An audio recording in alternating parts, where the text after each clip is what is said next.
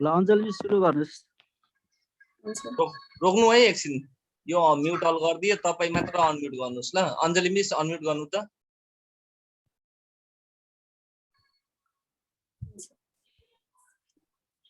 नमस्कार सुरु गर्छु। आहा कति महान दशनामी संस्कार र दर्शन आउ सबै मिलेर जोगाउँ हाम्रो पहिचान। दशनामी हुनुमा छ मलाई अभिमान, त्यसैले त गर्छु म आफ्नो संस्कार र संस्कृति पार्टी हृदयबाटै सम्मान। नमस्कार सम्पूर्ण बन्धुहरूमा। हाल बढिरहेका कोरोनाको कारणले हाम्रो जीवन एकदमै त्रसित र प्रभावित बनेको छ। हामी आफ्नो घरदेखि बाहिर जाने अवस्था रहेको छैन र यस्तो अवस्थामा सम्पूर्ण बन्धुहरूमा म स्वास्थ्य लाभको कामना गर्दछु। समय अनमोल छ र यस लकडाउनको अनमोल समयको सदुपयोग गर्दै दशनामी फन ग्रुपले दशनामी अनलाइन कक्षा सञ्चालन गर्दै आएको छ। दशनामी के हो, कसरी उत्पत्ति भयो, संस्कार के कस्तो छ, गुरु शङ्कराचार्य को हुन्, दशनामी वर्गीकरण कसरी गरियो, दशनामी जन्मदेखि मृत्युसम्मको संस्कार के छ, नेपालमा दशनामी र मठहरूको अवस्था के छ, यस्ता विषयमा हामी जस्ता धेरैलाई थाहा छैन। कसैले आफ्नो जातिको बारेमा सोधे शिर निहुराउनु पर्ने बाध्यता रहेको छ। त्यसैले हजुरहरूको यस्तो बाध्यता मेटाउन र विशेष जानकारी प्रदान गर्नका लागि हामीले दशनामी अनलाइन कक्षा सञ्चालन गर्दै आएका छौँ। हामी को हौं, संस्कार के छ, चासो दिनुपर्ने आजको आवश्यकता हो र यसलाई निरन्तरता दिएर जोगाइराख्नु हाम्रो कर्तव्य। यदि दशनामी भनेर गर्व गर्छौ भने दशनामी भनेको यो हो, इतिहास यस्तो छ र हाम्रो अवस्था यस्तो छ भनेर भन्न सक्ने हुनुपर्छ। अब जय दशनामी मात्र भन्ने हैन, दशनामी सम्बन्धी ज्ञान पनि बढाउनु पर्दछ। त्यसैले दशनामी सम्बन्धी ज्ञानमा प्रकाश पार्न र अन्योलता मेटाउन यो भन्दा अगाडिको सेसनमा हामीसँग हिमाल गिरिज्यू हुनुहुन्थ्यो। त्यसै गरी आजको कक्षामा हामीले शीतल गिरी मार्फत दशनामी फन ग्रुपको बारेमा दशनामीको बारेमा सुन्नेछौँ। उहाँ एक अन्वेषक तथा लेखक हुनुहुन्छ। उहाँले दशनामी बारे किताब तथा विभिन्न लेखहरू पनि लेख्नु भएको छ र आज हामी उहाँद्वारा दशनामी थरको विश्लेषण, नेपालमा दशनामी सन्यासीहरूको बारे सुन्नेछौँ। अब म यो प्लेटफर्म उहाँलाई हस्तान्तरण गर्न चाहन्छु।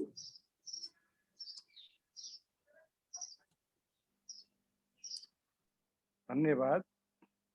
मैले जुन मेरो बारेमा भनियो, मैले वास्तवमा यो दशनामीको बारेमा किताब लेखेको छैन र दशनामी बारेमा केही आर्टिकलहरू चाहिँ लेखेको छु, किनभने आफ्नो जातिको बारेमा खोज्न रहर लाग्यो। त्यस कारण चाहिँ मैले जाति भाइहरूसँग सम्पर्क गरेँ, यस विषयमा केही अध्ययनहरू गरेर त्यसो हुँदा चाहिँ केही लेखहरू लेखेँ, केही अनुसन्धान पत्रहरू बुझाएँ। त्यो आफ्नो ठाउँमा छ र अब आज विषयवस्तुमा जाउँ। सबभन्दा पहिला हामीले सानसाना कुराहरूमा ध्यान दिनुपर्ने हुन्छ। जस्तै हामीलाई के लाग्छ भने ब्राह्मण र ब्राह्मणत्व सुन्दाखेरि उस्तै जस्तो लाग्छ कि ब्राह्मण र ब्राह्मणत्व एउटै हो त, क्षेत्री र क्षेत्रीयत्व एउटै हो त होइन। त्यस्तै वैश्यवृत्ति र वैश्य छ, शूद्र र शूद्रत्व छ, सन्यास र चाहिँ र सन्यासी छ, धर्म र दर्शन र शिव र शैव, यी शब्दहरूको बारेमा सोध्दा पहिले हामी चाहिँ प्रष्ट हुनुपर्छ। जस्तै ब्राह्मण र ब्राह्मणत्व भनियो, ब्राह्मण बन्नको लागि ब्राह्मण कुलमा जन्मेकै हुनुपर्छ, तर ब्राह्मणत्व बन्नको लागि चाहिँ ब्राह्मण कुलमा जन्मिनुपर्छ भन्ने छैन। जसरी काले राई आफूमा भएको क्षमताले ब्राह्मणत्व पद हासिल गरेर उहाँ चाहिँ स्वामी प्रपन्नाचार्य बन्नुभयो। यस्तै थुप्रै व्यक्तिहरू हुनुहुन्छ जो आफ्नो क्षमताले चाहिँ त्यो पदमा पुग्नु भएको छ। यसकारण ब्राह्मण र ब्राह्मणत्व एउटै होइन। जस्तै यो जमदार गजे घलेले युद्धमा वीरता देखाएर चाहिँ भिसी पाएका थिए, त भनेपछि उनी एउटा क्षेत्रीयत्व उनले प्राप्त गरेका थिए, तर उनी क्षेत्री कुलका थिएनन्, उनी त गुरुङ परिवारका थिए। त आज वैश्यले मात्रै होइन, थुप्रै जातले बन्द व्यापार गरिरहेका छन् होइन। बन्द व्यापार गर्नु वैश्यवृत्ति हो भने वैश्य कुलमा जन्मिनु चाहिँ वैश्य हो। शूद्र हुनु र शूद्रत्व एउटै होइन। आज बाहुन क्षेत्री धेरैले यो जुत्ताको व्यापार गरिरहेका छन्, जुत्ता कारखाना बनाइरहेका छन्, के तिनीहरू शूद्र हुन् त? त्यो शुद्र होइन नि त। शुद्र हुनको लागि त शुद्र कुलमा चाहिँ जन्मिनु पर्ने हुन्छ र त शुद्धत्व हासिल गर्नको लागि चाहिँ नि एउटा पेसा अपनाउनु पर्ने हुन्छ। जस्तै हिजो सन्यास र सन्यासी, सन्यास कुनै पनि व्यक्ति बन्न सक्छ, एउटा ब्राह्मण पनि बन्न सक्छ। उसले आफ्नो ज्ञानलाई त्यो स्तरमा माथि लगाउन सक्यो भने, पुगाउन सक्यो भने ऊ सन्यास बन्न सक्छ। सन्यास एउटा योग्यता बिना कसरी कोही पनि व्यक्ति सन्यास बन्न सक्दैन। तर सन्यासी भनेको 10 नामी परिवारमा जन्मिएको व्यक्ति सन्यासी हुन्छ। सन्यासी एउटा जाति हो भने सन्यास एउटा कर्म हो। कर्म भनेको त्यो योग्यतासम्म, त्यो सीमासम्म पुग्नु पर्यो। ब्राह्मण कुलमा जन्मेका व्यक्ति जुन आफ्नो ज्ञानबाट उनी चाहिँ ब्रह्मत्व प्राप्त गर्छन्, त्यसपछि ऊ चाहिँ ब्राह्मण रहँदैन। उसले चाहिँ पुग्नु पर्ने ठाउँ भनेको, त्योभन्दा माथिल्लो ठाउँ भनेको सन्यास। त्यहाँ उसले पुग्नु पर्ने हुन्छ र सन्यास ग्रहण गर्छन्। त्यस्तै धर्म र दर्शन, हामी सुन्छौँ धर्म र दर्शन एउटै हो, एउटै होइन। धर्म एउटा पद्धति हो भने दर्शन चाहिँ एउटा देखाउने बाटो हो। जस्तै हामी शिव र शैवकै कुरा गरौँ, शिव व्यक्ति हो, शैव दर्शन हो। शैव दर्शनले कतै पनि शिवले चाहिँ गाजा भाङ धतुरो खाएको थियो भनेर भन्दैन, त्यो कुरो धर्मले भन्छ। तर कुनै पनि वेदमा कतै पनि शिवले चाहिँ यस्ता शिवकामा चाहिँ यस किसिमका चाहिँ प्रवृत्तिहरू थियो भनेर भन्दैन। तर शिवलाई गिल्ला गर्ने क्रममा केही पुराणहरूमा शिवका त्यस्ता आनी बानीहरू देखाइरहेका छन्। हिजो आज ब्राह्मणहरूले जुन भन्छन् कि शिवको पूजा गर्न गाजा भाङ धतुरो चढाउनु पर्छ भनेर, कुन शास्त्रमा चाहिँ त्यो चढाउनु पर्छ भन्ने कुरा लेखेको छ भन्दाखेरि कसैले बताउन सक्दैन। यसकारण तपाईँ हामी के क्लियर हुनुपर्छ भने शिव र शैव एउटै होइन। धर्मले मान्छेलाई चाहिँ एउटा गलत बाटोमा लाउँछ भने दर्शनले मान्छेलाई चाहिँ त्यो स्पष्ट बाटोमा लाउँछ। र शैवकै कुरा गर्ने हो भने शिवलाई पूजा गर्ने हामीसँग 3वटा माध्यमहरू छन्। कोही वैष्णवाचारबाट पूजा गर्छन्, कोही शैवाचारबाट पूजा गर्छन् र कोही चाहिँ कौलाचारबाट, यानि कोही दक्षिण मार्गबाट पूजा गर्छन्, कोही वाम मार्गबाट। तपाईँ हामी सन्यासी जाति अथवा दशनामी भनेको एउटा मध्य मार्गबाट शिवको हामी आराधना गर्छौँ। हामी शैवाचार पद्धतिका हौँ। जो नाथ सम्प्रदायका जो नागाहरू हुन् उनीहरू वाम मार्गी हुन् र उनीहरूले शिवको जुन पूजा गर्छन् त्यो कौलाचार पद्धतिबाट गर्छन्। र हामीमै पनि शिवको पूजा गर्ने एउटा अर्को छ, त्यो हो लिङ्गायत समूह, दत्तात्रेय मान्ने जङ्गमहरूको जुन पूजा हो त्यो वैष्णवाचार हो। कमसेकम यी सामान्य कुराहरू पनि तपाईँ हामीले थाहा पायौँ भने धेरै कुरोहरू चाहिँ जान्न सजिलो पर्छ। मैले यो भनाइको अर्थ मैले मेरो यो प्रस्तुति क्रममा यी कुराहरू ठाउँ ठाउँमा आएका हुन्छन् र यस्ता कुराहरूको बारेमा हामी क्लियर भयौँ भनेदेखि थाहा पाउन सजिलो पर्छ। अब म विषय प्रवेश गर्छु। वैदिक युगमा आइपुगेपछि आर्यहरूले वर्ण व्यवस्थाका साथसाथै 4 आश्रमहरूको पनि व्यवस्था गरे। वर्णाश्रम नभएको देश म्लेच्छ र वर्णाश्रम भएको देश आर्यावर्त भन्ने धारणा आर्यहरूको थियो भन्ने धारणा चाहिँ विष्णु स्मृतिमा उल्लेख छ। स्वाभाविक बानी भोग विषयले मनुष्यको उत्थान पतन सुनिराखेको छ सुनिरहेको छ। स्वाभाविक बानी भोग विषयले मनुष्यको उत्थान र पतन दुवै गराउँदछ। सबै मानिसमा भोग विलासबाट मुक्त हुन सम्भव संयमपूर्वक आचरण बनाउने क्षमता हुँदैन। यसकारण हाम्रा धर्मप्राण महात्माहरूले अभ्यास तथा शिक्षाको माध्यमबाट सांसारिक बन्धन त्याग्नुपर्छ भनी 4 आश्रमहरूको सार भनेकै गीताको सार अनुसार प्रवृत्तिबाट निवृत्तिको मार्ग अवलम्बन गर्नु हो। एउटै प्रकारको काम गर्दा न्यासो लाग्ने हुँदा मानिस आफ्नो जीवनबाट वाक्क नहोस् भनी आश्रम व्यवस्था अपनाइएको हो। आश्रम शब्द संस्कृतिको श्रम धातुबाट बनेको हो र यसको वास्तविक अर्थ हो प्रयास गर्नु अथवा परिश्रम गर्नु। डाक्टर बजनाथ सिंह यादवको शब्दमा आश्रमको अर्थ मनुष्य जीवनको त्यस विभागसँग सम्बन्धित छ जसमा मनुष्यले प्रयास गर्दछ। महाभारतमा व्यासले भनेका छन्, जीवनका 4 विश्राम स्थलहरू वा आश्रमहरूलाई 4 खुड्किलो भर्याङ सजिनुपर्छ। आश्रम व्यवस्था आर्य जीवनको त्यो क्रमबद्ध इतिहास हो जसको उद्देश्य जीवन यात्रीलाई विभिन्न स्तरमा विभक्त गरी प्रत्येक खुड्किलामा मनुष्यलाई केही कालसम्म राखी वास्तविक र प्रयासमय जीवनबाट हिँड्दा हिँड्दै अन्तिम लक्ष्य परम ब्रह्म वा मोक्ष प्राप्त गर्न सुगम होस्। आश्रम व्यवस्थाको जन्म कहिले भयो र यसको उत्पत्ति कसले गरायो? यस प्रश्नमा प्रायजसो विद्वानहरूले एउटै मत प्रकट गरेका छन्। परमात्मा अथवा ब्रह्म ज्ञान स्वरूप हो कि कर्म स्वरूप? वैदिक कालमा यो विषय विवादास्पद थियो। कोही चाहिँ निखिल ज्ञानको परिपूर्णतालाई मान्दथे। त्यस कालको सर्वश्रेष्ठ कर्म यज्ञ थियो, किनभने पुरुषार्थ शासन सूत्रमा धर्म अर्थात् यज्ञ र ब्रह्मलाई वेदको मुख्य विषय भनी परस्पर वेदक भेदभाव सम्बन्ध स्थापित गरिएको पाइन्छ। अत मानिसले यसै जीवनमा यज्ञादि कार्य गरी ब्रह्म प्राप्त गर्दछ। यसैको परिणाम थियो आश्रम व्यवस्था, जहाँ ब्रह्मचर्य, सन्यास र आश्रम ज्ञानार्जन प्रधान थिए र गृहस्थ अनि वानप्रस्थ चाहिँ कर्मार्जन प्रधान थिए।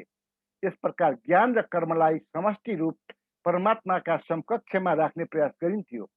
सामाजिक सङ्गठन र व्यवस्थापनको लागि वर्ण व्यवस्था अन्तर्गत जसरी समाजलाई 4 वर्णहरूमा विभाजन गरिएको थियो, उसै गरी व्यक्तिगत जीवनको समुन्नतिको लागि मनुष्य 4 यात्राको सम्पूर्ण काललाई 4 आश्रम अथवा स्तरमा विभक्त गरिएको दृष्टिगोचर हुन्छ। ब्रह्मचर्य, गृहस्थ, वानप्रस्थ र सन्यासीलाई सिद्ध गर्न अनेक प्रयत्नहरू भएका छन्। पण्ढरीनाथ एस प्रभुले त वानप्रस्थ तथा सन्यास दुवै आश्रमलाई गाभेर एउटै मानेर 3 आश्रमको मान्यता दिएका छन्। त्याग, तपस्या र ध्यान गरी जीवन बिताउने प्रक्रियालाई एउटा अर्थमा सन्यासी जीवन अनुरूपकै भनिएको हुन्छ। 4 आश्रमको विकास त पछि मात्र भएको हो। डाक्टर मोदीले मनुस्मृतिलाई दृष्टान्त दिएर आश्रम व्यवस्था अन्तर्गत केवल 3 आश्रमहरू मात्र भनेका छन्। आश्रम व्यवस्था अन्तर्गत केवल 3 आश्रमहरू उचित हुनको कारण अनेक छन्, जसको आधारमा यही भन्न सकिन्छ, सन्यास स्तरलाई आश्रम व्यवस्थामा समावेश नगर्नु नै किथ आदि विद्वानहरूका मत अनुसार बेस हुन्छ। कुनै पनि सामाजिक व्यवस्था समाज र सामाजिक मान्यताहरू पूर्णतया त्याग गरेर सन्यास धारण गरेकै दिनदेखि सारा सांसारिक र सामाजिक सम्बन्ध र बन्धनहरूभन्दा माथिल्लो स्तर तहको हुन्छ। सन्यासीलाई सामाजिक सदस्यको रूपमा नमान्ने चलन अदापि कायमै छ। यति मात्रै होइन, व्यक्तिले सन्यास गरेकै दिनदेखि सामाजिक वस्तुहरू, भौतिक साधन र सारा नाता गोताका साथसाथ आफ्नो पूर्व प्रचलित नाउँ समेत परित्याग गर्नु पर्दछ। छान्दोग्य उपनिषद आदि हिन्दू ग्रन्थहरूमा विद्यार्थी, गृहस्थ र सन्यास आदि परिस्थितिहरूको उल्लेख चाहिँ छ। चाह्यो भने कुनै पनि विद्यार्थीले विद्यार्थी जीवनबाट सोझै सन्यास धारण गर्न सक्थ्यो भन्ने कुराको दृष्टान्त शङ्कराचार्यको जीवन गाथाबाट थाहा पाइन्छ। ब्रह्मलोकको चाहना गरेर चित्त स्थिर गरी विषय वासनालाई त्याग्न सक्यो भने त्यसलाई तीव्र भनिन्छ। यस कथनबाट के भन्न सकिन्छ भने सन्यासी बन्नुको लागि गृहस्थ आश्रम पार गर्नै पर्छ भन्ने कुनै शर्त देखिँदैन। सामान्यतया कुनै पनि आश्रमबाट व्यवधान उत्पन्न भयो भने पछि आउने बाँकी आश्रममा पनि व्यवस्थितता आउँदैन। जीवनरूपी देवालयको आधार ब्रह्मचर्य, बीचमा स्थिर भई बसेको गृहस्थ र वानप्रस्थ अनि सन्यास चाहिँ अन्तिम शिखर हो। जसरी आधार भएन भने देवालय उभिन सक्दैन, उसै गरी शिखर भएन भने देव विग्रहबाट मनुष्यले त्राण पाउँदैन। मध्य भाग नै देव मूर्ति स्थापना गरिने हुँदा यसबाट देवालयको अस्तित्व झल्कन्छ। गृहस्थ धर्म पालन गरी जसरी बल विजययुक्त शरीरको आवश्यकता पर्दछ, त्यसै गरी वानप्रस्थका लागि ज्ञानको जरुरत पर्दछ। सन्यास धारण गर्नेले इन्द्रियहरूलाई सन्तुष्ट राख्न सकेमा मात्र आश्रम व्यवस्था मार्फत अर्थ, काम, धर्म र मोक्षको सम्बन्धित साधना सम्भव हुन सक्छ। मानिसको सामान्य आयु 100 वर्ष हुने कुराको पुष्टि सतारी पुरुष आदि सूक्ति वाक्यहरूबाट पनि हुन्छ। के.एम. कपाडियाले लेखेका छन्, ब्रह्मचर्यमा पारलौकिक अमरत्वलाई जीवनको सार मानिएको भए तापनि मानव जीवनको उद्देश्य अन्ततः जीवन जस्तो अमरत्व प्राप्त गर्नु नभएर शतवार्षीय यानि 100 वर्षको आयु प्राप्त गर्नु पनि हो। यस प्रकार जीवनको पहिलो 25 वर्ष ब्रह्मचर्य आश्रममा बस्नुपर्ने निर्देशन थियो। अध्ययन तथा ज्ञान प्राप्तिको लागि जीवनको प्रथम 25 वर्ष महत्त्वपूर्ण हुन्छ। 25 वर्ष पुगेपछि उसले गृहस्थ आश्रममा प्रवेशका लागि तयारी गर्दथ्यो। वासनाको परिपूर्ति, सन्तानहरूको पालन पोषण तथा पारिवारिक कर्तव्य पुरा गरिसकेपछि 51 देखि 75 वर्षको आयु उसले वनमा गई बिताउनु पर्थ्यो र जीवनको गूढ रहस्य एवं मोक्ष प्राप्तिको उपाय यसै वानप्रस्थ जीवनबाटै पत्ता लगाउन सक्नु पर्थ्यो। अनि 75 वर्षको उमेर नागिसकेपछि सन्यास ग्रहण गरी भौतिक संसारबाट पूर्णतया बिदा लिनु पर्थ्यो। महर्षि वात्स्यायनले आफ्नो पुस्तक कामसूत्रमा मानव जीवनलाई 100 वर्ष मानि बाल्यावस्था, युवावस्था र स्थविर अथवा वृद्धावस्था भनी विभक्त गरेका छन्। तर महर्षि वात्स्यायनले गरेको कार्य विभाजन मान्नै पर्छ भन्ने कर छैन। आर्य संस्कृति अनुसार प्राचीन कालदेखि नै दीर्घ जीवनको कामना गरिन्थ्यो। पौरस्त्य सिद्धान्त अनुसार अर्थ, काम, धर्म, मोक्ष मानव जीवनका 4 महत्त्वपूर्ण उद्देश्यहरू हुन्। हिन्दू व्यवस्था अन्तर्गत जीवनलाई 4 आश्रममा विभक्त गरिएको छ। ब्रह्मचर्याश्रम धर्मको ज्ञान, गृहस्थाश्रम अर्थ मोक्ष प्राप्तिको लागि तयार गराइन्छ र सन्यासबाट मोक्ष प्राप्ति वा परमगति प्राप्त हुनलाई सम्भव हुन्छ। यसकारण के भन्न सकिन्छ भने आश्रम व्यवस्था त्यो साधन या योजना हो जसबाट पुरुषार्थ अथवा जीवनको मुख्य उद्देश्यहरूको प्राप्ति सरल र सम्भव हुन्छ। ब्रह्मचर्याश्रम मनुस्मृति अनुसार ब्राह्मण, क्षेत्री, वैश्य र शूद्र सबैका जन्म शूद्रक रूपमा हुन्छ। जन्मेपछि ब्राह्मण, क्षेत्री र वैश्यले के संस्कारहरू पूर्ण गरेर द्विज कहलाउँछन्। सबभन्दा महत्त्वपूर्ण दीक्षा संस्कारपछि मात्र व्यक्ति शिक्षा प्राप्त गर्न योग्य हुन्छ। शिक्षा दीक्षा प्राप्त गर्ने अवस्थालाई नै ब्रह्मचर्याश्रम भन्दछन्। ब्रह्मको अर्थ हुन्छ महान तथा चर्यको अर्थ हुन्छ विचरण गर्नु। कतिपय विद्वानहरूको अवधारणा अनुसार ब्रह्मचर्यको अर्थ लैङ्गिक संयम हो। यसको वास्तविक अर्थ क्षुद्रताबाट महान हुने साधना पो हो। ब्रह्म र वेद दुवै पर्यायवाची शब्द हुन्।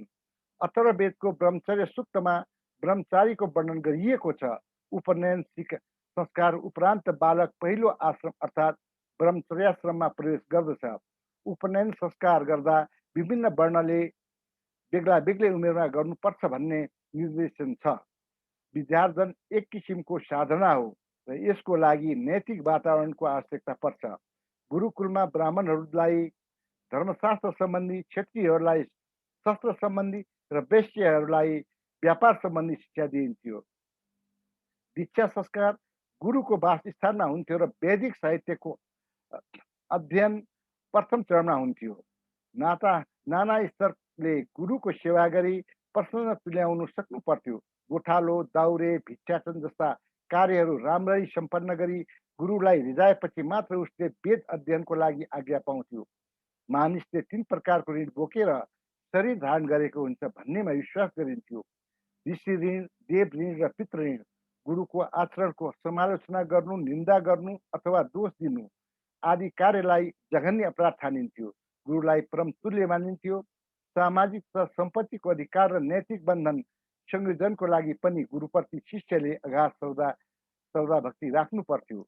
मनुस्मृति अनुसार ब्रह्मचारीको अर्थ हुन्छ शारीरिक, मानसिक तथा आत्मिक दृष्टिले यस्तो मार्ग अवलम्बन गर्नु जसले गर्दा शरीर उन्नत होस्, स्वस्थ होस्, मन, बुद्धि तथा विद्याले भरिपूर्ण होस्, आत्मा पवित्र होस्।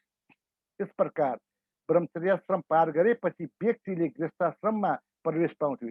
यसबाट के देखिन्छ भने ब्रह्मचर्याश्रमको महत्ता कम छैन।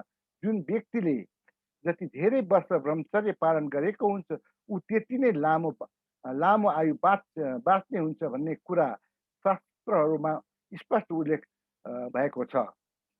ब्रह्मचर्यले मनुष्यलाई अमरता पनि प्रदान गर्दछ। गुरुकुलमा ब्रह्मचर्यले विद्याधन समाप्त गरिसकेपछि गुरु दक्षिणा दिएर ऊ घर फर्कन्थ्यो अनि ऊ गृहस्थाश्रममा प्रवेश गर्थ्यो। ब्रह्मचर्यमा छँदै आवश्यक तयारी गरिसकेपछि मात्रै मानिसले गृहस्थाश्रममा प्रवेश पाउँथ्यो। प्रोफेसर हरिदत्त विद्यालङ्कारले गौतम र बौद्ध धर्मसूत्रहरूको दृष्टान्त दिँदै लेखेका छन्, वास्तविक आश्रम त गृहस्थाश्रम मात्र हो। ब्रह्मचर्याश्रम त आवश्यक तयारीको लागि हो। प्राय शास्त्रकारहरूले गृहस्थाश्रमलाई सबै आश्रमहरूको आधार मानेका छन्। जसरी नदी नालाहरू समुद्रमा पुगेपछि स्थित र स्थिर हुन्छन् त्यसै गरी 3 आश्रमधारीहरू गृहस्थमै पुगेपछि स्थिति प्राप्त गरेर बाँच्दछन् भनेर आचार्य मनु भन्नुहुन्छ। व्यास स्मृतिमा पनि गृहस्थाश्रमलाई नै सर्वश्रेष्ठ मानिएको छ। गृहस्थाश्रमको गौरवगान अन्य धर्मशास्त्रहरूमा भन्दा महाभारतमा बढी भएको छ। गृहस्थहरूले मोक्ष प्राप्त गर्न सक्दैनन् भन्नेहरूलाई महाभारतमा निन्दा गरिएको छ। यदि सन्यास धारण गरी कसैले सिद्धि प्राप्त गर्न सक्छ भने पहाड र रुख वृक्ष लतादिले त तुरुन्त सिद्धि पाउनु पर्ने हो, किनभने तिनीहरू सधैँ स्थिर नै रहन्छन्। ऋषि ऋण, देव ऋण र पितृ ऋणबाट मुक्त हुने व्यवस्था गृहस्थाश्रममा भएको हुँदा नै शास्त्रकारहरूले यस आश्रमको ठुलो गुणगान गरेका छन्। सपत्नीक यज्ञ गरी देवताहरूलाई प्रसन्न पारी गृहस्थी मनुष्य देव ऋणबाट साथै पितृ ऋणलाई तर्पण वा पिण्ड दिएर पितृ ऋणबाट मुक्ति हुन्थ्यो। ब्रह्माश्रममा छँदा अध्ययन गरेको विद्याभ्यासद्वारा ज्ञान वृद्धि गरी वानप्रस्थ र सन्यास आश्रममा पुगेपछि त्यसको उपयोग गरेपछि ऊ ऋषि ऋणबाट पनि छुटकारा पाउँथ्यो। 3 आश्रमधारीहरू गृहस्थहरूबाटै पूजित ज्ञान र भोजन प्राप्त गर्ने हुँदा गृहस्थाश्रमलाई नै सर्वोत्तम आश्रम र अन्य आश्रमहरूको आधार स्तम्भ मानिएको हो। पञ्चमहायज्ञ ब्रह्मयज्ञ, पितृयज्ञ, देवयज्ञ, भूतयज्ञ र नृयज्ञ मध्ये अघिल्ला तीन यज्ञ ऋणहरू जस्तै ऋषि ऋण, देव ऋण, पितृ ऋणबाट उऋण हुने साधन चाहिँ गृहस्थाश्रममै हुनु हो। मनुले इहलोक र परलोकसित सम्बन्धित नैतिक कर्तव्यहरूलाई यज्ञको संज्ञा दिएका छन्। ब्रह्मयज्ञ, पितृयज्ञ, देवयज्ञ, भूतयज्ञ, नृयज्ञ सबै गृहस्थाश्रममा नै पत्नी तथा पुत्रको सहायताबाट मात्र सम्पन्न गर्न सम्भव हुन्छ। प्रोफेसर हरिदत्त विद्यालङ्कारले पञ्चमहायज्ञको मूल उद्देश्य र वास्तविक प्रयोजन त्यही हो, जहाँ देवताप्रति प्रतिदिन भक्ति र स्वाध्याय, वैदिक साहित्यका स्रष्टा ऋषिहरूप्रति श्रद्धा, पितृको स्मरण, सम्पूर्ण सृष्टि र मनुष्य मात्रका लागि उदारता, दया र अनुकम्पाको भाव प्रदर्शन गर्नु हो भनेर लेख्नु भएको छ। ज्यादै नै व्यङ्ग्यपूर्ण र आडम्बरपूर्ण अग्निहोत्र आदि ज्यादै नै व्ययपूर्ण र आडम्बरपूर्ण अनिष्टोम यज्ञ आदि वैदिक यज्ञको ठिक विपरीत पञ्चमहायज्ञ ज्यादै नै सरल र संक्षिप्त थियो।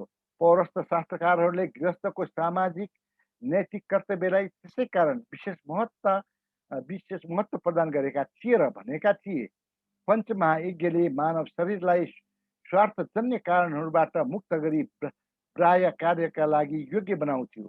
मनुस्मृतिमा उल्लेख भए अनुसार प्रत्येक गृहस्थको घरमा ओखली, मुस्ली, कुचो, चुलो, जातो र पानीको घडा हुनु कसैको हिस्सा प्रवृत्तिको समान हो। यी 5 चिजबाट हुने पापबाट छुटकारा पाउन ऋषिहरूले पञ्चमहायज्ञको व्यवस्था गरेको कुरालाई अन्य शास्त्रकारहरूले पनि समर्थन गरेका छन्। गृहस्थाश्रममा छँदा मनुष्यका प्रमुख कार्यहरू के हुन् भने आफूमा निर्भर हुनेहरूलाई पालन पोषण गर्नु, आमा बुवा, गुरु, स्वास्नी, छोराछोरी, शरणार्थी, अतिथि आदिको भरण पोषण पनि गृहस्थका लागि अनिवार्य र पवित्र कर्तव्य हो। यसकारण के कुरा चाहिँ स्पष्ट हुन्छ भने व्यक्तिगत, सामाजिक, आर्थिक, नैतिक र धार्मिक सबै दृष्टिकोणले गृहस्थाश्रमको महत्त्व सर्वोपरि छ। धार्मिक आचरणहरूको माध्यमबाट धर्म सङ्ग्रहले गृहस्थको इहलोक र परलोकको जीवन सुखमय र सुदृढ पार्दछ। आचार्य मनुले भनेअनुसार धर्मको सहायताबाट मनुष्यले परलोक सुधारका लागि धर्मको सञ्चय गर्नुपर्छ, किनभने गृहस्थाश्रमका साथ अनेक धार्मिक, नैतिक र सामाजिक कर्तव्यहरू सम्बन्ध छ। धर्मले मनुष्यलाई के कुरो स्मरण गराउँछ भने उसले स्वार्थको लागि भन्दा परमार्थका लागि विशेष जागरुक हुनुपर्छ। निस्वार्थ भावले सामाजिक कर्तव्यहरू पालन गर्नाले आत्मशुद्धि सम्भव हुन्छ। गृहस्थाश्रमका नियमहरूको अर्को उद्देश्य भनेको यस आश्रममा छँदै व्यक्तिले मन मस्तिष्कले वानप्रस्थका लागि आफूलाई तयार पार्दै लैजाओस्। जबसम्म मन र मस्तिष्कबाट धर्मपट्टि झुकाव बढ्दैन तबसम्म वानप्रस्थाश्रममा प्रवेश गर्ने मानिसलाई मुस्किल पर्छ। 25 वर्षसम्म गृहस्थाश्रममा बसिसकेपछि व्यक्तिले वानप्रस्थाश्रममा प्रवेश गर्नुको तात्पर्य नै तात्पर्य के थियो भने कुनै पनि व्यक्तिले एक्कासी पारिवारिक माया मोह त्याग्न नसक्ने हुनाले पत्नीको साथ वानप्रस्थ जीवनमा पदार्पण गरेको बिस्तार बिस्तारै उसले पारिवारिक मोहबाट आफूलाई मुक्त पार्न अभ्यास गर्न सक्थ्यो। वानप्रस्थाश्रममा प्रवेश गर्ने व्यक्तिले स्वजन र आफ्नो घर मात्र त्याग नगरी आफूले वर्षौं वर्षदेखि रहँदै बस्दै आएको गाउँलाई समेत चटक्क छाड्नु पर्दथ्यो। आचार्य मनुले भनेका छन्, शरीरका सम्पूर्ण छाला चाउरी परे टाउकाको सारा कपाल सेताम्म भएर नाति नातिना पनि भइसके भने व्यक्तिले घरबारको मोह त्यागी जङ्गलको बाटो समातोस्। जसरी ब्राह्मणहरूलाई स्वेच्छापूर्वक निर्धन जीवन व्यतीत गर्नुपर्ने निर्देशन थियो, त्यसै गरी वानप्रस्थीले घरबारको माया मोह त्याग गरी सरल सादा पवित्र तथा सेवामुक्त जीवन यापन गर्नुपर्ने निर्देशन थियो। वास्तवमा जङ्गलमा वानप्रस्थी कर्म छाडेर बस्न पाउँदैन, बरु उसले पहिले गरेको सकाम कर्म छोडी निष्काम कर्म गर्नुपर्छ। वानप्रस्थीको वनको आश्रममा समाजका ब्रह्मचारी अथवा विद्यार्थीहरूले प्रवेश गरी निःशुल्क शिक्षा ग्रहण गर्दथे। त्यस वनप्रस्थी केवल आफ्नो परिवार सदस्य नबनी सम्पूर्ण समाजकै सदस्य हुन्थ्यो। आफ्ना समस्त कर्महरूद्वारा समाजको कल्याणार्थ प्रयत्नहरूका बीच वानप्रस्थी सत्यको खोजी तथा आध्यात्मिक ज्ञान प्राप्तिका लागि सदा जागरुक रहने गर्थ्यो। आफ्नो क्षुधा तृप्ति वनमा प्राप्त कन्दमूल र फल आदिबाट गर्दथ्यो। हरिणको छाला, वृक्षको बोक्रा आदि उसको पहिरन हुन्थे। गर्मी याममा धुनी ताप्नुले वानप्रस्थी आफ्नो शरीरप्रति उदासीन भएको कुरा स्पष्ट झल्कन्थ्यो। यज्ञ गर्दा पूर्ण आहुति दिनु पर्थ्यो। उसले आफ्नो समयको सदुपयोग वेद अध्ययनबाट गर्नु पर्थ्यो। आत्मनियन्त्रण, आत्मीयता, दान तथा सम्पूर्ण प्राणीहरूमा दयाभाव राख्ने गुण सदाचारिता वानप्रस्थीमा हुनै पर्थ्यो। विधिपूर्वक 25 वर्षसम्म वानप्रस्थाश्रममा बसिसकेपछि वानप्रस्थीले सन्यास आश्रममा प्रवेश गर्नु पर्दथ्यो। सन्यासी भएपछि आफू समाजमा बस्दाखेरिको नाउँ समेत परित्याग गरी सन्यासीकै रूपमा उसको अर्को नामाकरण हुन्थ्यो। ऊ एक ठाउँमा छाप्रो हाली नबसेर यायावरको जस्तो जीवन बिताउँथ्यो। यस सम्बन्धमा आचार्य मनुले लेखेका छन्, जीवनको तेस्रो भाग वनमा बसी साधना गरेर चौथो भाग चाहिँ स्थान र सम्बन्ध सारा कुरा त्यागी परिव्राजक बनोस्। आचार्य मनुले गृहस्थाश्रमपछि सोझै सन्यासाश्रममा प्रवेश गर्न निषेध गरेका छन्। ब्रह्मचर्याश्रम, गृहस्थ आश्रमपछि वानप्रस्थ र वानप्रस्थपछि मात्र सन्याश्रमको पालो आउँछ भनी आफ्नो मत आचार्य मनुले प्रतिपादन गरेका छन्। तर शङ्कराचार्य ब्रह्मचर्याश्रमपछि सोझै सन्यासाश्रममा, विश्वरथ राजा गृहस्थाश्रमबाट सोझै सन्यासाश्रममा गएर विश्वामित्र ऋषि बने। यस्ता दृष्टान्त निकै छन्। कहाँसम्म भने सन्यासी बनिसकेपछि अरूमाथि निर्भर पनि हुनु हुँदैन। भिक्षा पनि दिनमा एक पटक भन्दा बढी माग्नु लिनु हुँदैन। अरूको अपमान गर्ने, रिस इबी साध्ने र अन्य सामाजिक मनुष्यसँग शत्रुताको आचरण गर्न समेत सन्यासीलाई वर्जित गरिएको छ। आश्रम व्यवस्थाको महत्त्वका सम्बन्धमा परमार्थका अनुसार मनुष्यको जीवनमा बाल्यावस्था, युवावस्था, प्रौढावस्था र वृद्धावस्था क्रमशः आउँछन्। बाल्यावस्थामा अनन्त शक्ति भए पनि मनुष्यमा अनुभव र ज्ञानको सर्वथा अभाव हुन्छ। युवावस्थामा मनुष्यमा सृजन शक्ति हुन्छ भने प्रौढावस्थामा उसमा अनुभव र ज्ञानको अजङ्गको सङ्गालिए तापनि शक्ति क्षीण हुनु प्रारम्भ भइसकेको हुन्छ। त्यसैले समुचित रूपमा जीवनलाई व्यवस्थित गर्न बालकको अनन्त शक्तिलाई अनुभवी हातले यथोचित ज्ञान प्रदान गरी उचित दिशातिर डराउँदै चञ्चल युवावस्थालाई संयमित पारी स्वस्थ सृजनशीलताको गतिमा हिँडाउनु पर्दछ। शक्ति ह्रास हुँदै गएको प्रौढावस्थाको अनुभवको यथेष्ट लाभ समाजलाई दिएर वृद्धावस्थाको जर्जर शरीरलाई आत्मशक्तिको स्रोत प्रस्फुटित हुन दिई समाति मानव जीवनमा शान्तिको अनुभूति उत्पन्न हुन दिनु पर्दछ। ब्रह्मचर्याश्रम अन्तर्गत ब्रह्मचारी समस्त सांसारिक आकर्षणहरूबाट टाढा रही इन्द्रियहरू उप कठोर नियन्त्रण गरेर गुरुकुलमा बसी ज्ञान आर्जन गर्दथ्यो। गृहस्थाश्रममा ऋषि ऋण, देव ऋणका साथै पितृ ऋणबाट ऋण हुन्थ्यो भने वानप्रस्थाश्रममा व्यक्ति पुनः इन्द्रियहरू नियन्त्रण गर्न लाग्थ्यो र क्षय हुन लागेको शक्तिलाई स्थिर गर्ने प्रयासमा लाग्नुको साथै आफ्ना अनुभवहरू समाजलाई बाँड्दथ्यो। तथा सन्यासाश्रममा व्यक्ति पूर्ण संयमित भई मुक्त प्राप्तिको साधनामा लाग्दथ्यो। आश्रम व्यवस्था परमार्थकै व्यवस्था हो। बालकले पढ्ने, लेख्ने, खाने, पिउने, सुत्ने गरी आफ्नो आत्मा र मन र स्वास्थ्यको विकास र सुधार ब्रह्मचर्याश्रममा गर्दछ। गृहस्थाश्रम अवस्थामा ऊ आफ्नो लागि नभई अरूकै लागि बाँच्दछ। वानप्रस्थाश्रममा परमार्थताको उच्चतर अवस्था हो। वानप्रस्थीको झुप्रो गुरुकुल हो। समाजका भावी पिँढीको व्यक्तित्व र चरित्र निर्माणको सम्पूर्ण दायित्व पुरा गरेर आखिरमा वानप्रस्थी सन्यास बन्छ। सन्यासी बनेर प्राणी मात्रको जीवन र आत्मा समुन्नत पार्ने तरिकाको खोजी गरी परम गति प्राप्त गर्छ। आदर्शले भोग वा त्यागले मात्र मानव जीवनलाई पूर्णता दिन्छ भन्ने होइन, न त परलोक नै सर्वस्व हो, इहलोक केही पनि होइन भन्ने दर्शन नै आर्य हिन्दूहरूको हो। वास्तवमा भोग र त्यागको अपूर्व समन्वय यानि भौतिकवाद र अध्यात्मवादको मधुर मिलन व्यवहारमा पनि छ। भोगबाट इन्द्रियहरूको पुष्टि हुन्छ। उसले त्यागको महत्त्व बुझ्ने हुनाले परिणामस्वरूप विरक्तिको भावना जागृत हुन्छ। धर्मद्वारा निर्देशित भई व्यक्तिले अर्थ र कामको उपभोग गर्दछ। आफूलाई यस्तो गरी चित्त बुझाइदिन्छ जसबाट जीवनको अन्तिम लक्ष्य मोक्ष पाउनको लागि सम्भव होस्। ब्रह्मचर्याश्रममा धर्म शक्तिशाली पुरुषार्थ हुन्छ। यस आश्रममा धर्म र समग्र अङ्ग प्रत्यङ्गहरू सिक्दै अभ्यासका साथ ब्रह्मचारी अर्थ र कामबाट टाढा रहोस्। कर्म, मन र वचनले गुरुप्रति अनुरुक्त होस् र गुरुलाई भगवान तुल्य ठानी सेवा गरोस् भन्ने कुरामा विशेष बल दिएको छ। गुरुप्रतिको नैतिक कर्तव्य पालन गर्नु पनि धर्म अभ्यासको एउटा अङ्ग हो। यस आश्रममा मोक्ष प्राप्तिको आखिरी मूल्यहरू सिक्नु पर्दछ र त्यो यस रूपमा मात्र सम्भव हुन्छ। जो वेद अध्ययन गर्दा र अरू नियमहरू पालन गर्दा ब्रह्मचारी जीवनको अन्तिम लक्ष्य मोक्ष हो भने सिक्नलाई जागरुक हुन्छ। व्यक्तिको जीवनमा काम वासना स्वाभाविक प्रवृत्ति हो। काम वासना तुष्टिको लागि व्यक्तिलाई गृहस्थाश्रममा राखिन्छ।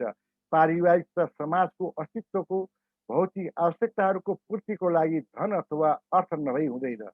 गृहस्थले मनुष्य प्राणीलाई भोज्य सामग्री उपलब्ध गराउनुका अतिरिक्त ब्राह्मणहरूलाई दान दिनु, विद्यार्थीहरूको अध्ययनलाई आवश्यक चिजहरू दिनु, दुखीहरूलाई दान, रोगीहरूलाई औषधि मुलो, गरिबहरूलाई भिक्षा, अतिथिहरूलाई आश्रय तथा भोजन एवं अन्य 3 आश्रमवासीहरूलाई भोज्य सामग्री दिन्छ भन्ने पनि विश्वास राखिन्थ्यो। पञ्चमहायज्ञ लगायतका कार्यहरू अर्थको अभावमा असम्भव हुन्छन्। आफ्ना कर्तव्यहरू पालनका लागि गृहस्थले धन उपार्जन गर्ने पेसा अँगाल्दा अरूलाई कष्ट पुर्याउने र निन्दित कार्य गर्नु हुँदैन। गृहस्थाश्रम सुखभोगमा डुब्नलाई नभएर धर्म पालनका लागि हो।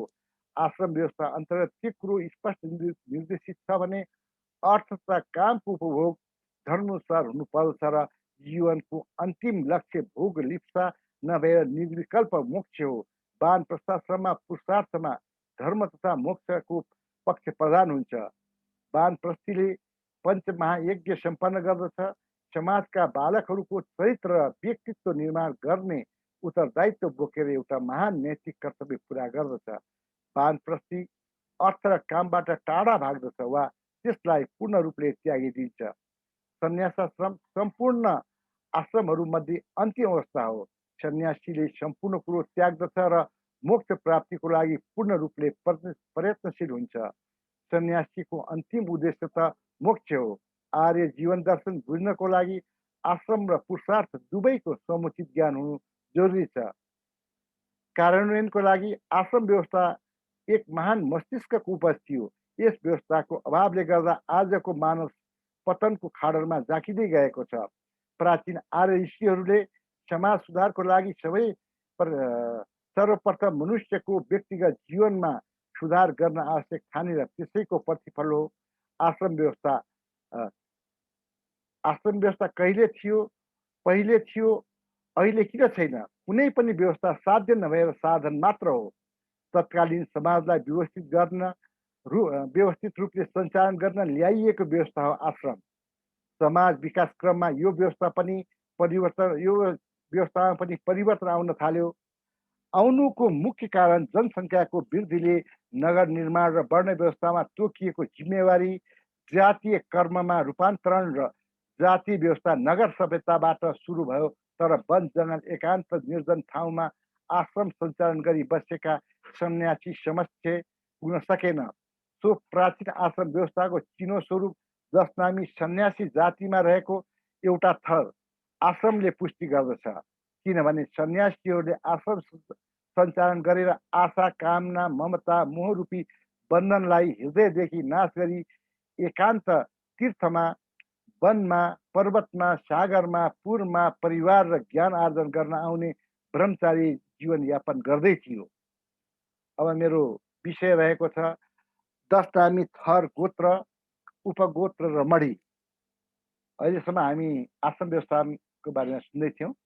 अब आर्यमाझ सबभन्दा पुरानो हो आश्रम व्यवस्था। व्यवस्था कार्य विभाजन हेतु आए पनि यो जाति व्यवस्थामा परिणत हुन पुग्यो। आश्रम व्यवस्था अनुरूप सन्यासको प्रचलन चल्यो। अहिलेको 10 नामी सन्यासीहरू जाति प्रथा लागू हुनु अघि अस्तित्वमा थिए।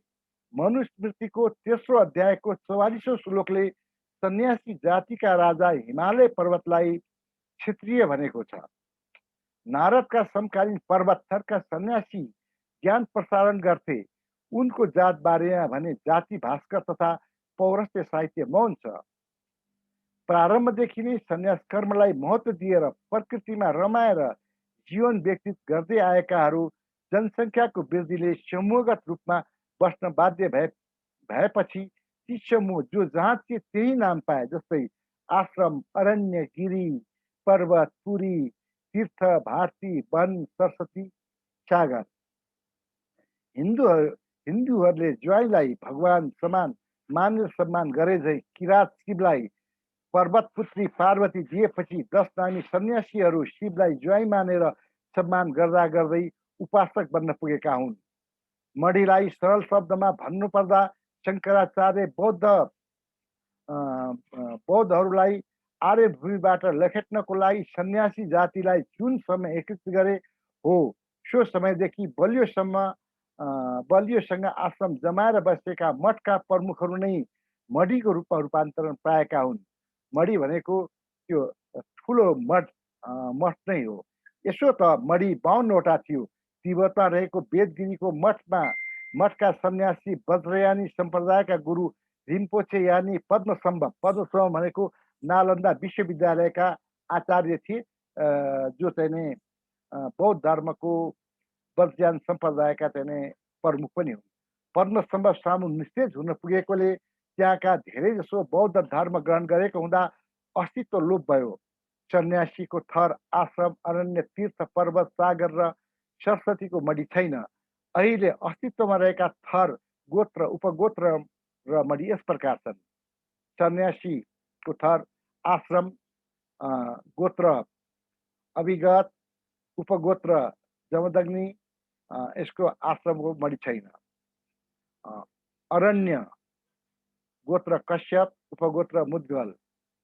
तीर्थ गोत्र अभिगत, उपगोत्र अत्रि।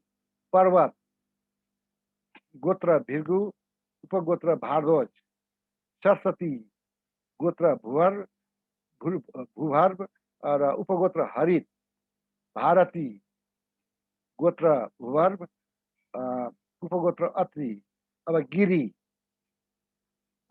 गोत्र भृगु, यसमा उपगोत्र जमदग्नि। मडीमा रिद्धिनाथ मडी, सञ्जीवनी मडी, दुर्गानाथ मडी, वैकुण्ठनाथ मडी, ब्रह्मनाथी मडी। उपमन्यु उपगोत्रका चाहिँ ज्ञानेन्द्रनाथी मडी, सेजनाथी मडी, मोहननाथी मडी, बालेन्द्रनाथी मडी, रुद्रनाथी मडी, कुसुमनाथी मडी, अघोरनाथी मडी, भावनाथी मडी, सागरनाथी मडी। भारद्वाज उपगोत्रका चरभङ्गनाथ मडी, ज्ञाननाथ मडी, माननाथ मणि, बलभद्रनाथ मणि, अपारनाथ मणि, कश्यप उपगोत्रका ओमकारनाथ मणि, परमानन्दी मणि, वत्स उपगोत्रका रामदत्ती मणि, अगस्त उपगोत्रका पाटम्बरनाथी मणि, कुण्डिन उपगोत्रका सागर बोदलानाथी मणि, हरित उपगोत्रका श्याममती मणि, वशिष्ठ उपगोत्रका चन्दननाथी मणि, अत्रि उपगोत्रका रत्ननाथी मणि, पुरीको गोत्र भूभर उपगोत्र जमदग्नि, केनलपुरी मणि, अचिन्त्यपुरी मणि, मथुरापुरी मणि, माधवपुरी मणि, उपमन्यु उपगोत्रका जगदेवपुरी मणि, ऋषिकेशपुरी मणि, रामचन्द्रपुरी मणि, वैकुण्ठपुरी मणि, सरधन उपगोत्रका श्याम सुन्दरपुरी मणि, जड भरतपुरी मणि, गंगा दरियापुरी मणि, सिंहदरियापुरी मणि, वशिष्ठ उपगोत्रका भगवानपुरी मणि, भगवन्तपुरी मणि, सूर्यपुरी मणि, मेघनाथपुरी मणि, भारतीको चाहिँ गोत्र भूभर उपगोत्र अत्रि र मणिमा नरसिंह भारती मणि, मनमुकुन्द भारती मणि, मन महेश भारती मणि, विश्वम्बर भारती मणि, वनको चाहिँ गोत्र कश्यप उपगोत्र जमदग्नि, श्याम सुन्दर मणि, गौतम उपगोत्रको गंगा शनि बनमणि, अत्रि उपगोत्रको गोपाल बनमणि, विष्णुविद उपगोत्रको रामचन्द्र बनमणि। अब मेरो विषय यतिकै थियो र मैले यहाँहरू समक्ष आफ्ना भनाइहरू राखेँ। अब यस विषयमा यहाँहरूका जुन जिज्ञासाहरू हुन्छन्, मेरो आफ्नो क्षमताले भ्याएसम्म म त्यो चाहिँ समाधान गर्ने कोसिस गर्छु। हस्त, धन्यवाद। अञ्जली मिस, अब चाहिँ कुनै क्वेसनहरू छन् भने चाहिँ सोध्नु होला है। अब यहाँ पार्टिसिपेन्टहरुमा कसैलाई केही प्रश्न सोध्नु छ भने च्याट बक्समा कमेन्ट गर्न सक्नुहुनेछ। अहिलेसम्म त केही क्वेसन छैन सर।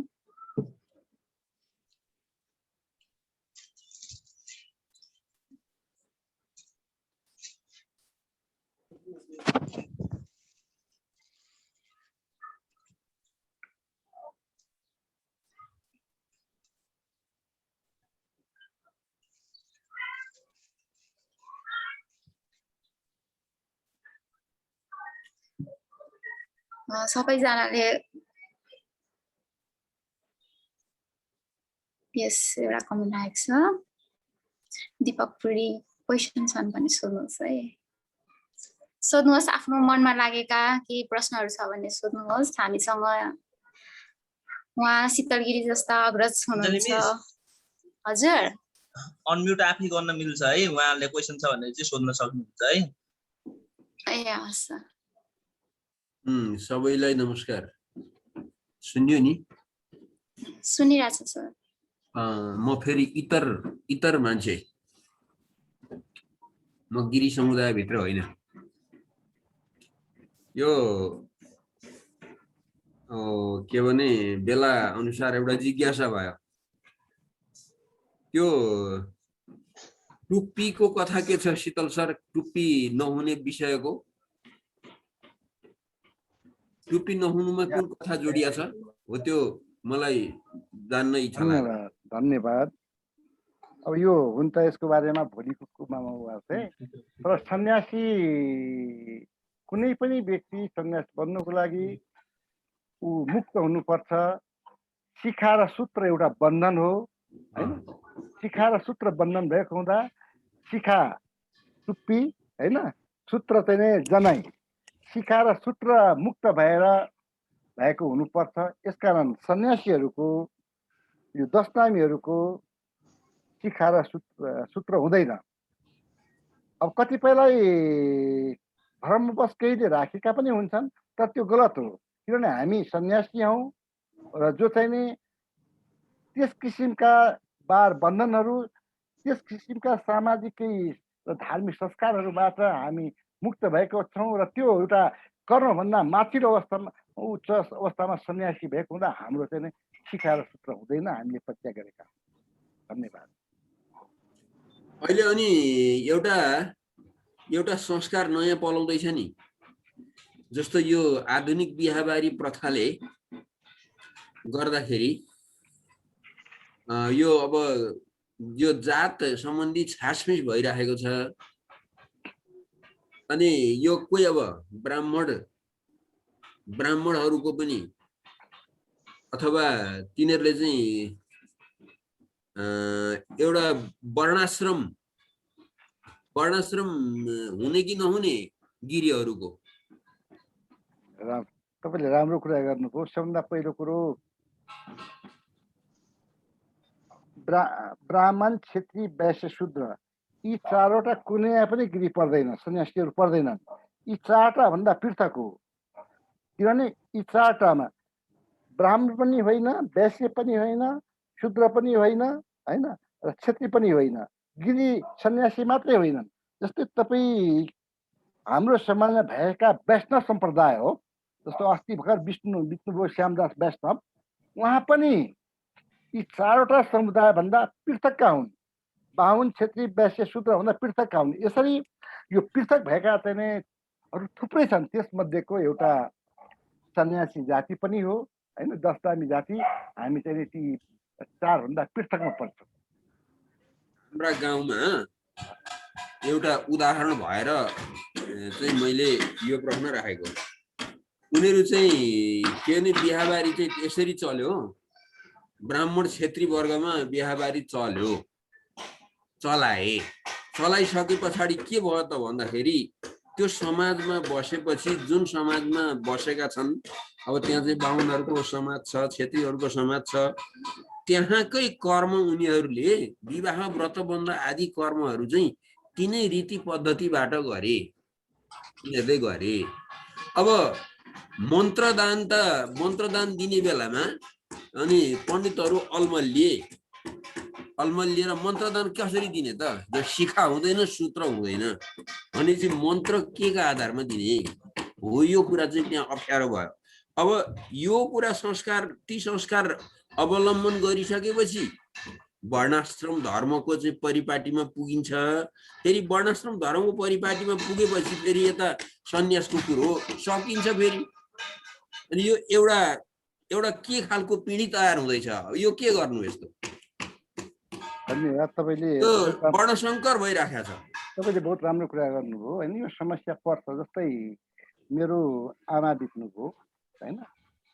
आमा बित्नु भएपछि मलाई थाहा छ हाम्रो सन्यासी परम्परा अनुसार चाहिँ नि हाम्रो रोट काट्ने प्रचलन हो, हाम्रो पिण्ड होइन। त्यो मलाई थाहा छ। तर मलाई थाहा भएर के गर्ने? घरका परिवारहरूले, होइन, महिलाहरूले त समाजमा चलिआएको छ। हामी सङ्ख्यामा अल्प छौँ। एउटा गाउँमा, एउटा उसमा चाहिँ टोलमा एक घर दुई घर छौँ। चारैतिर चलिरहेको छ ब्राह्मण संस्कार। त्यसो हुँदा चाहिँ नि ब्राह्मण संस्कार अनुसार नै चलिरहेको हुन्छ। मलाई थाहा भएर के गर्ने? मलाई थाहा छ त्यो रोट काट्ने प्रचलन हो। हामीहरू चाहिँ 10 दिन चाहिँ हामी सबै सम्पन्न गर्ने हो। त्यो कसरी गर्नुपर्छ, के गर्नुपर्ने हुन्छ, त्यो थाहा भएर पनि लागु गर्न सकिराखेका छैन। यस्तो चाहिँ भइराखेको छ। जस्तै अब यो विवाह हुँदै गर्छ, सबै हुँदै गर्छ। अहिलेको अवस्था भनेको चाहिँ खोज्ने अवस्था हो। जस्तै महादेवको तेस्रो आँखा भन्छन्। र हामीले पनि हाम्रो जातीय इतिहास चाहिँ खोज्ने व्यवस्था हो। कसैले पनि आफ्नो जातीय इतिहास चाहिँ खोज्नुपर्ने हुन्छ। र एउटा कुरा के छ भनेदेखि ब्राह्मणभन्दा धेरै पहिले अथवा यो ब्राह्मण, क्षेत्री, वैश्य, शूद्र बन्नुभन्दा धेरै पहिलेदेखि चाहिँ नि सन्यासीहरूका 10 नामी चाहिँ जातिहरू, थरहरू थिए, होइन। यो कुरा चाहिँ पक्का हो। तर यो इतिहास धेरैलाई थाहा छैन। त्यसैको बारेमा चाहिँ अब भोलिको उसमा चाहिँ म चाहिँ प्रवेश गर्नेछु, होइन। त्यसो भए हुन्छ, भरे भोलि पनि चर्चा गरौँला नि यो विषयमा। अरूले सोध्नुहुन्छ होला, सोध्नु नि, अरूलाई सोध्नुहोस् न, जिज्ञासा भएका। एउटा सम्प्रदायगत कुरा हो, हामीलाई भन्दा बढी उहाँलाई नै फाइदा हुन सक्छ।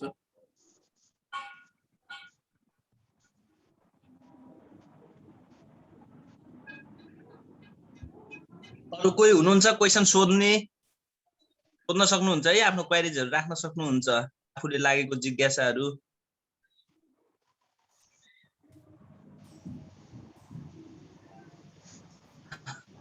बोल्न लाज लागे च्याटमा पनि छोड्न सकिन्छ है, कसलाई सोध्नु छ भनेपछि क्वेरीजहरु।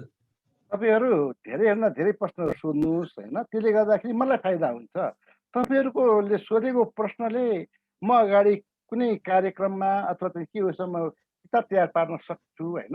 तपाईहरुमा भएको जिज्ञासाले वास्तव फाइदा त मलाई नै हुन्छ। शीतल सर, यो तपाईले भनेका कुराहरु छ नि। हजुर भन्नुस्। भन्नुस् न, रोकियो।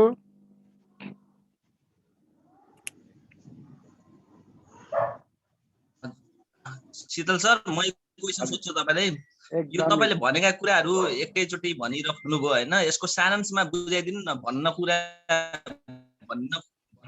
खोजेका कुराहरु सारांशमा बुझाइदिए झन् बुझ्न सजिलो हुन्थ्यो भन्ने कुराहरु। त्यही त मलाई आश्रम व्यवस्थाको बारेमा भनिएको थियो र आश्रम व्यवस्था वर्णाश्रम व्यवस्था अनुसार नै लागू भए पनि मैले के भन्न खोजेको थिएँ भनेदेखि त्यो समयमा जतिखेर वनमा मानिसहरूले बिस्तारै बिस्तारै आश्रम व्यवस्था टुट्दै गइसकेपछि पनि वनमा रहेका जुन आश्रम सञ्चालन गरेर बसेका थिए तिनीहरूले चाहिँ नै आफ्नो गुरुकुल चलाइ नै रहेका थिए र जो जहाँ बसेका थिए तिनीहरू चाहिँ नै नागरिक समाजभन्दा टाढा बसेका थिए र नागरिक समाजभन्दा टाढा बसेको हुँदा पछि यो जात विभाजन हुँदाखेरि उनीहरू चाहिँ त्यो जात विभाजनको बिचमा आउन सकेनन् र चाहिँ ब्राह्मण क्षत्रिय वैश्य शूद्रभन्दा पृथक रहन पुगे र ती आश्रम सञ्चालन गरेर बसेका चाहिँ नै ऋषि मुनिहरू दशनामीहरूका चाहिँ पुर्खा हुन् र यसरी चाहिँ दशनामी चाहिँ सुरुवात भयो भनेर चाहिँ मैले कुरो आफ्ना कुराहरू चाहिँ यसरी टुङ्ग्याएको थिएँ।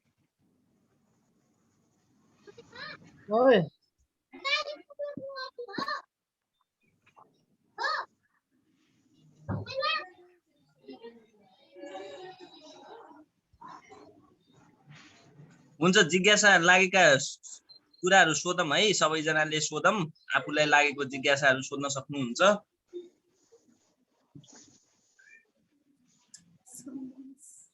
धेरै कुरा छन् नि सोध्ने खालको। अब हुन्छ, अब अन्य सोध्ने कुराहरु छन् हुँदाखेरि विचार गरेर युट्युबमा हाम्रो भिडियो पोस्ट भएपछि कमेन्ट गरेर पनि सोध्न सक्नुहुनेछ।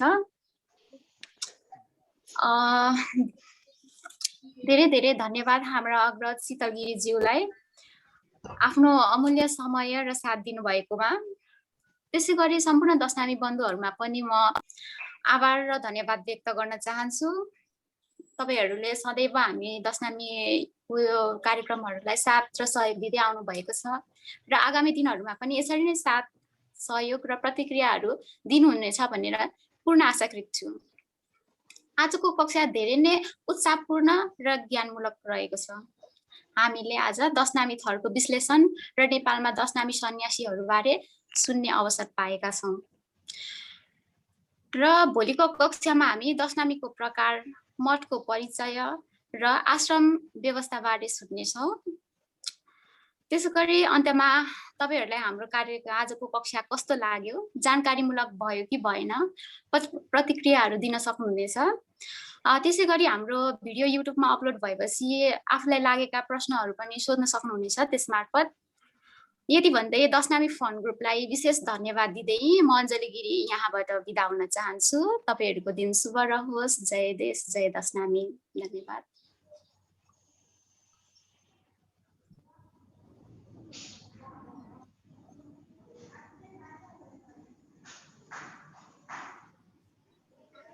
शीतल सरलाई धेरै धेरै धन्यवाद है आजको क्लास लिदिनु भयो। अनि Deepak sir, hello Deepak sir, हजुर भोलि हाम्रो क्लास छ कि छैन? छ। भोलि हाम्रो क्लास छ। भोलि हाम्रो क्लास छ कि छैन? बिहानको टाइम मिलाउन सकिन्न? बिहान शीतल सर एकचोटि हामी कुरा गर्नुपर्छ है, यो यही लिंक नदिनु होला भोलिको लागि। ल शीतल सर गइसक्नु भएछ म कुरा गर्छु सरसँग गइसक्नुभयो शीतल सर बिहान गइसक्नु भएछ तपाईँको 8:30 देखि 10 बजेसम्मको टाइम भयो एकदम अब भोलि एक दिन हो हैन भोलि हुन्थ्यो क्या?